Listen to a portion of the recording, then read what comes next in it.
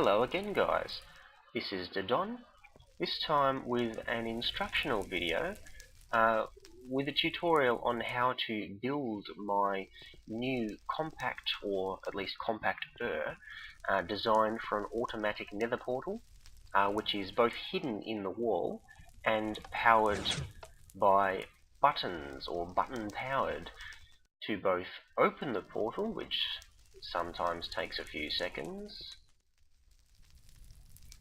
Waiting. There we go. Won't go through it. And also to close the portal like so. The fire I have out the front here, just to point out, is purely for aesthetics, although it also does help to disguise the fact that there is fire underneath these blocks down here, which may stop people from becoming quite so suspicious and stop people from realizing that there is in fact a nether portal here. If you've watched my previous video on this topic, you may remember that I pointed out a bug where the two blocks down here, which are flammable, even when the portal's closed, they tended to catch on fire by the fire below the portal area there and burn up.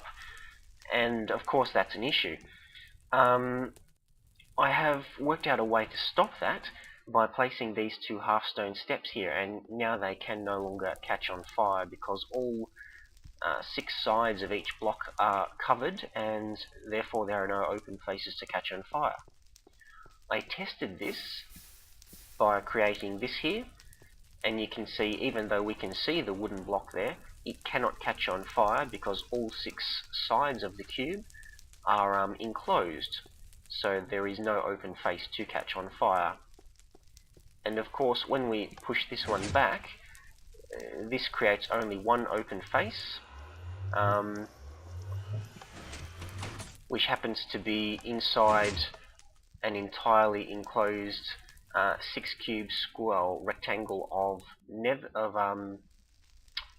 I'll spit it out, a 6 cube rectangle of obsidian, which of course means that a portal will form. And the block of water that comes out when you press the close button breaks that portal and allows these 6 filler blocks to once again come forward and hide the portal. So I guess I'll show you how the different components of this one work, and then we'll build one. This is the design, and if you compare this with the previous design, you can see that it is substantially more compact. Essentially, it still has the same components, which is to say that it has an RS NOR latch down the bottom here this time, which powers the redstone behind here, hence pushing these pistons forwards. When you open the portal, it switches the RS NOR latch around the other way so that this redstone here is no longer powered. That retracts these pistons and allows these cloth blocks down here to catch on fire, which opens the portal. As soon as the portal is open, these cloth blocks can no longer be on fire, so I have yet to see them burn up. I think I fixed that bug. And then to turn it off, we send quickly a shortened pulse along this trail of redstone and up along to this piston here, which retracts a block and allows a short burst of water to shoot out the front, which breaks the portal. And immediately after that happens, the signal passes along these repeaters down here, which have just enough delay to allow this piston to complete its task before they proceed, to switch the RS NOR latch into the other position, hence repowering this redstone here and pushing those 6 pistons once again forwards. I've built up these various components here so that you can see them a little bit clearer. This guy here is essentially the outline of the portal itself, with the power button and with the turn off button. Just imagine that these blocks here is the floor level, This is where the fire is, and there are 4 blocks of fire. I've set it so that the fire ends here. It doesn't go out one space to the outside. That way you can't see any smoke from above ground when the portal is closed. And if you have some form of fire decoration out the front, people also won't realize that there is fire below it, because the sound of the fire will be overridden by the fire out the front, and they'll just assume that that's where it's coming from. This next breakdown, is essentially the main action of the 6 piston hiding section, where you push that and it retracts the 6 blocks and allows the portal to turn on, and you push this one and it pulls them back over. This is made up by this style RS NOR latch, which is positioned under all the other redstone. This is how you would open it, and this is how you would close it, which this is of course powered by the open portal and close portal buttons, which are what these are. So if I push that, you can see that the RS NOR latch flicks position, or switches position. Press that and it switches back. This section here is the same close button as this, just drawn up again so that you can see this circuit separately. This part here is the shortened pulse, which retracts and allows the one little stream of water to exit the front of the portal space, which turns off the portal and allows the 6 pistons to push forwards once again. I've had to come up with this one entirely myself. It's a different form of rapid pulse, or shortened pulse. Essentially, it still has the 2 repeaters set to the same delay as what they are on this one just here, but obviously it's built vertically so that the amount of redstone which used to take all the way from here right around and up to here only takes up this small space here, which of course makes the whole contraption a lot more compact. And if I pass the redstone along to here, which is what it would be when you push the button down there, and I open this one, then you can see that this piston here completes its job before this one pushes back, like so. I'll just do that again. There we go, just so that you can clearly see exactly what's happening. I suppose it's now time to build the design. I'll just cut now and get back to that step. Here's the basic outline for what you need. From the level that you want to be ground level, you need to dig 2 blocks down, and you need to have a rectangular space of 1, 2, 3, 4, 5 blocks by 1, 2, 3, 4, 5, 6 blocks. And that is essentially all the space you need. On the side that you want the opening button to be on, you need to make the portal 1 block inwards, and that means that it's going to be, it's on exactly the edge. I got confused there for this step part that I've also dug out. Ignore that part. It needs to be right on the edge of the side here, and it needs to be on the same level as the floor. So it's not 1 step up like the first design was, it's flush with the floor. And you'll see I have 1 block sticking up like that, and then 1, 2, 3, 4 set in the floor like so. I've made the blocks brick just so that it's clearer to see which blocks have redstone devices attached to them. I tend to do that with my circuits just so that if I have to dig underneath them, I know not to destroy the block above me, which can cause issues. Immediately below the portal, we need to have 4 netherrack blocks, which will be set on fire later on.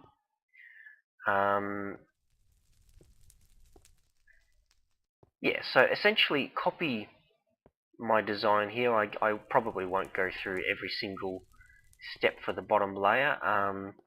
I'll pause it here so you can, well, I'll hold still for a second, I should say, so that you can copy that easily yourself. And now I'll continue. So first of all, we want to wire up the input part, which is where you would be turning the portal on. So we'll send it like that, but we want just one block to be there. We want to put a repeater here so that the input is not interfered by this torch here, which is part of the RS NOR latch. If I had it with just a normal block there, you can see it's powered, and we don't want that. Now we want, entering into each of the 2 blocks, we want to place a redstone repeater like so. It needs to be entering into the block so that it powers the block, hence depowering the torch that is being powered. Hence depowering the torch to which the powered block is connected.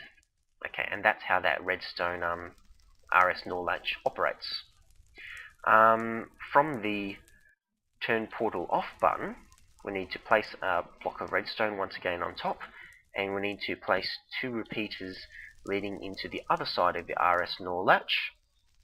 And I suppose I should put the buttons on the outside too, so that, there we go. When you push it and push it again, it will change the state of that RS NOR latch. I'll leave it like this at the moment so that it is in the off position. We'll also need, now I'll just check this guy over here for reference. Yep. One thing coming out like that, and then another one sticking up like that. So this one will form the first part of delay for the shortened pulsar. This is the first part of that delay, which will be at maximum delay, and there will be 1 block up here at 1 delay, which is how we get these 2 ones here. The pulse is shorter so that water does not flow all the way out the front and create a nice big lake of water out the front here, as would otherwise happen. Okay, so down to the main chassis of the 6 blocks hiding the portal, we want to place 1 block on this torch here, which becomes the output of the RS NOR latch, and then a grid of 4 blocks like so. And it is on the end of those 4 blocks that we replace the pistons. So we need 6 sticky pistons like so. We need to do it like that.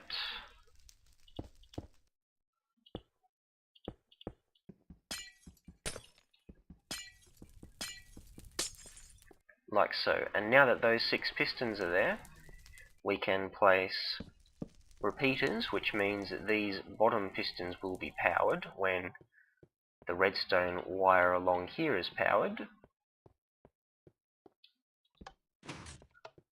Like so.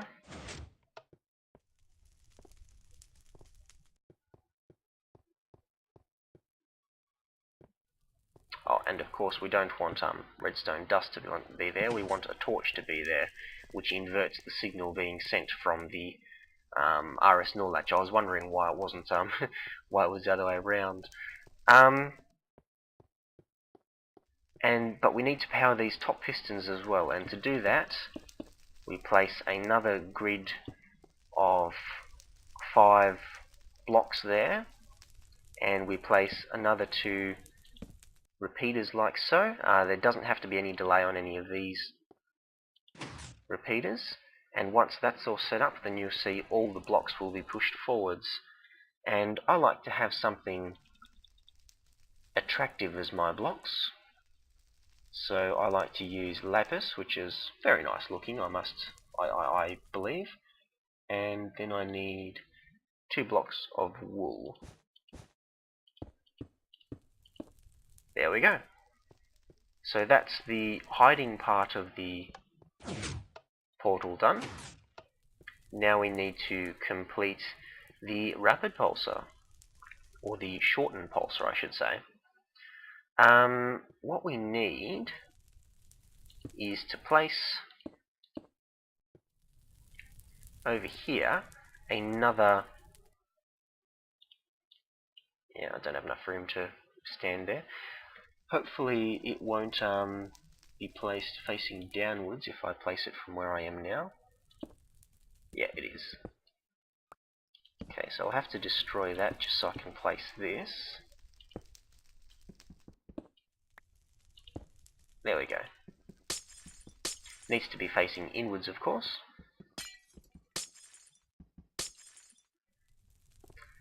And let's see, so we need to place a block just below here, which is powered by a torch. But there is another block just like so, which is also has a torch there, hence inverting the signal that gets passed to the piston up there. Let's see, that one needs to be directly powered by another redstone repeater. Whoops, I've placed that one in the wrong position. And that's the other reason that I use brick, so that when I place a block in its correct position, it is difficult to accidentally remove.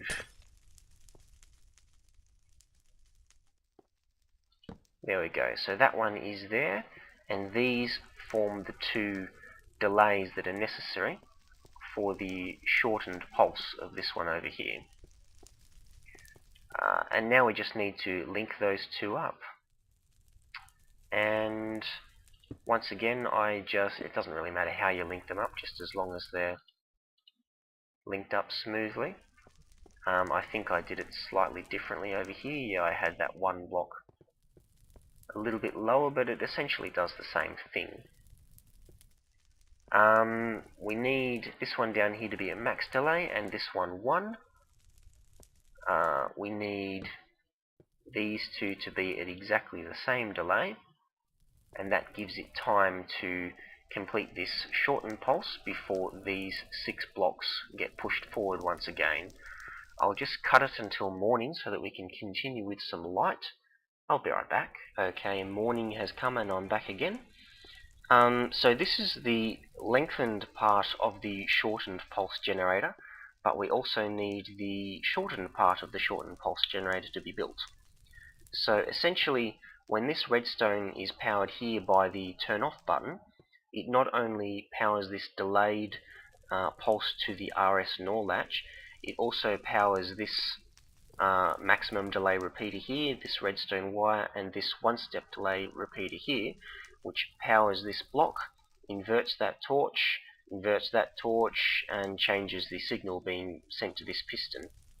We also need one that's quicker than that, so we need to place a block here, which is directly powered by this patch of redstone, and place a torch here, which inverts this torch, and causes this to be open when it's set to be normal. And that means that pressing this directly powers this torch and retracts that piston there, at the same time as sending the delay around to here and shutting off the pulse earlier than would normally be the case. And that creates the shortened pulse, which allows the water to pass down without making a pool down here. So that's the shortened pulse section done. That's the retracted block part done.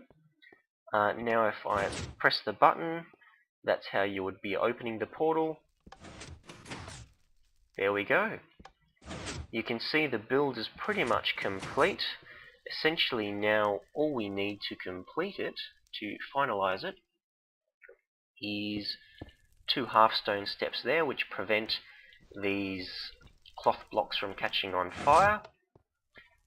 When it's open, we also need to have something here to also prevent the cloth blocks from catching on fire. It won't catch on fire on this side because this torch stops the fire from spreading to here. Do I have a block on the other side? Yeah, so I also have the blocks, some glass blocks beneath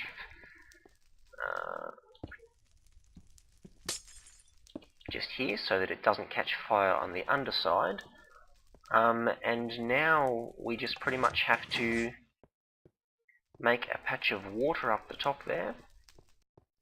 And so I made on the other design a block of glass there so that I can jump up easily.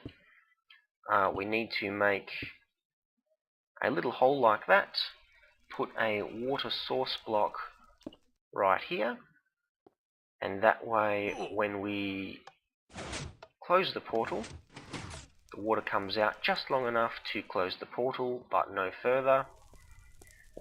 And now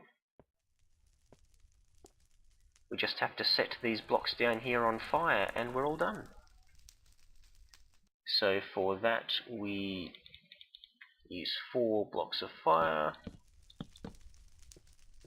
like so, and the portal is complete. And you can see without the wall there, it is a much smaller portal than that first one was.